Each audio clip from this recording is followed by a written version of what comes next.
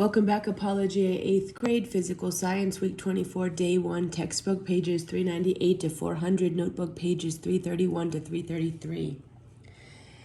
The principles regarding the electric force that exists between electrical charges are very similar to those that govern gravitational force.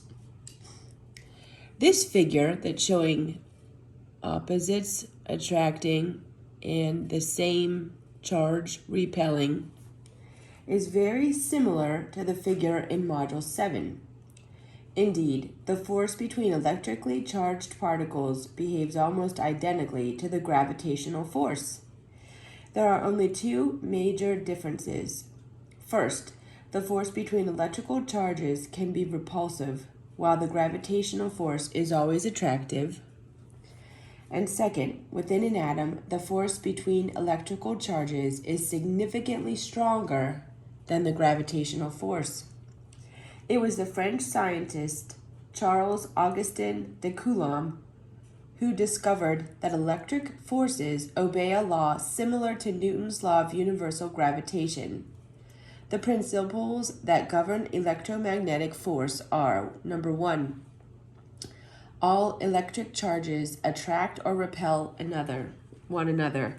Like charges repel, as in this example, the like charges are pushing away from each other, while opposite charges attract. Number 2, the force between two charged objects is directly proportional to the amount of charge on each object. So let's look at this here. If you double the amount of charge on one of the objects, the electric force doubles as well. And number 3, the force between two charged objects is inversely proportional to the square of the distance between them. That's C. All right. Figure 11.4c shows that if you double the distances between two charged forces, the electric force between them is decreased by a factor of 4. If the distance between the two objects is halved or decreased by a factor of 2, then the electric force between them would be 4 times greater. All right, I want to make sure you understand the math we've discussed with the electromagnetic force and the law of universal gravitation. By now, you should be noticing a strong connection between science and math. As you continue in your scientific studies, you will even see that some of your science courses will have math prerequisites. When a mathematician multiplies or divides something by a number, we can call that number a factor. So if you say something increases by a factor of 5, all that you are saying is that it's multiplied by 5. If you're saying something decreases by a factor of 4, all that means is that you're dividing it by 4. Okay, that's not that confusing. All right, now, with both the electromagnetic and gravitational forces, the force is inversely proportional to the square of the distance between them. Force, inversely proportional to 1 over the distance squared. Let's examine an example in closer detail. Suppose I took two charged objects and measured the electromagnetic force between them. All right, so we got Fe equals 9, and that's just defined. It's just given to us. We have a distance here of 6. Then, suppose I pulled the objects away from each other so that the distance between them tripled or increased the distance by 3. If I were to then measure the electromagnetic force between the objects, I would see that it decreased by a factor of 9, which is 3 squared. Okay, so here you can see the original distance is 6. 6 times 3 is 18.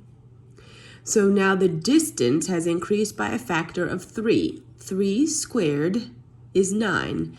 So we can say that the force decreased by a factor of 9.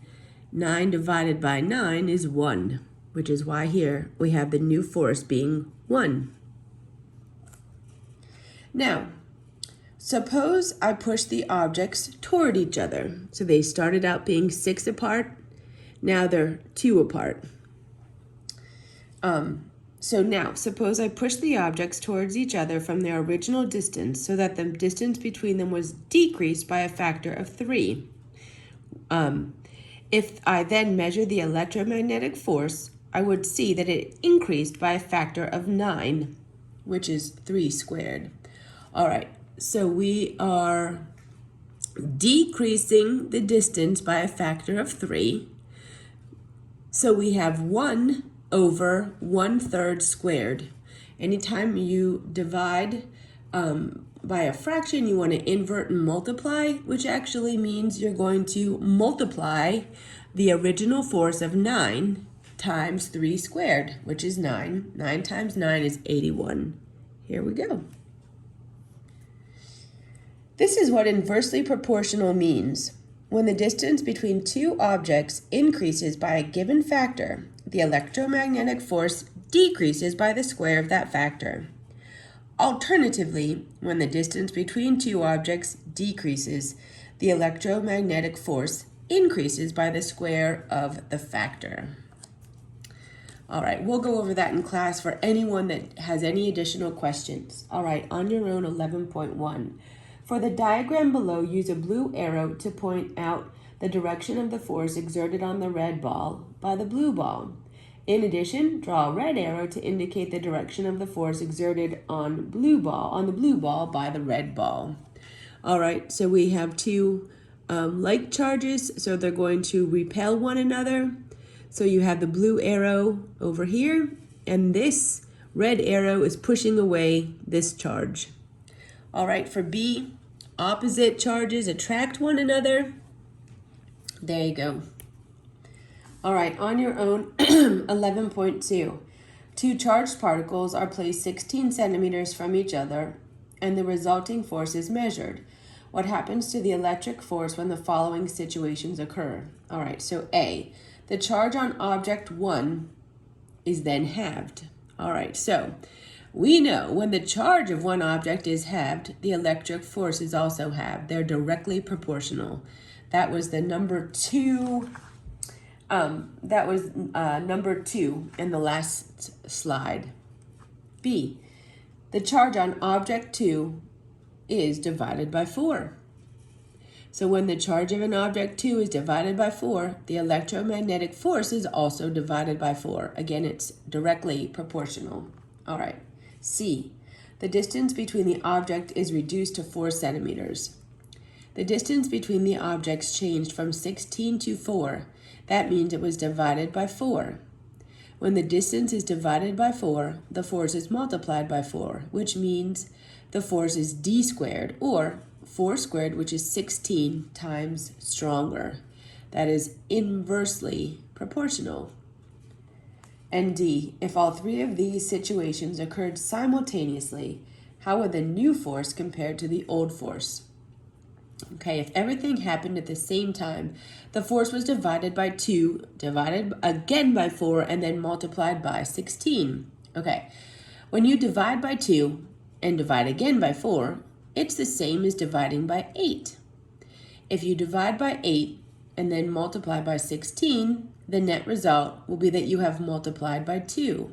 This means the new force is twice as strong as the old force. All right, again, if you have any questions, we can discuss all of this on Monday.